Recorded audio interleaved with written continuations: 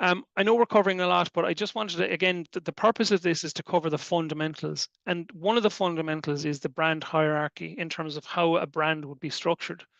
And when we start talking about building a brand, we look at the business of the corporate brand first and foremost. And that's where your vision, your values, and your identity comes into play.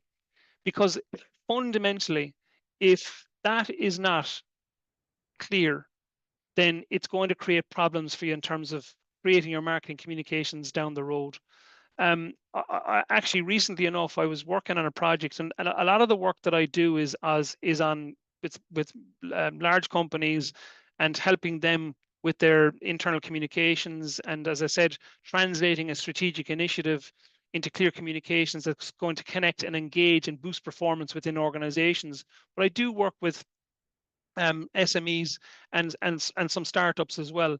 And I had a conversation with a company recently who I'd worked for previously, and they wanted to go through a rebrand project, and they wanted to revamp their branding and their website and everything else. And I have a very good relationship with them. I asked them quite simply and clearly, is this something that you want to do just to redo the logo, or do you want to go deeper than that? Because if you just want to redo the logo, then you might as well be just putting lipstick on a pig, right? And what I meant by that, and I wasn't trying to be disrespectful, but if that company really wanted to develop a brand strategy to align with where their growth strategy for the business was, they needed to peel back the layers a little bit. Because if they were going to grow the business, they needed to have great people who were going to be working with the company, who were aligned with where they wanted to go. And that was more than just redesigning a logo. That particular project needed to go deeper.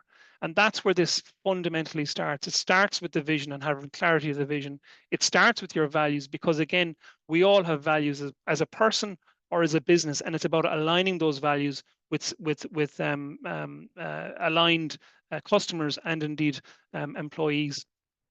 So when you look at the customer brand, really it's about the reputation that your brand is building from a customer lens, but it's also helps provide clear and compelling reasons as to why people would buy from you. And it's no different than the employer value proposition or the employer brand. Again, people will be drawn to your company for a specific reason. And I'm going to share an example of that with you in a second. And again, it's providing talent and prospective employees to with engagement drivers in terms of why they should actually join your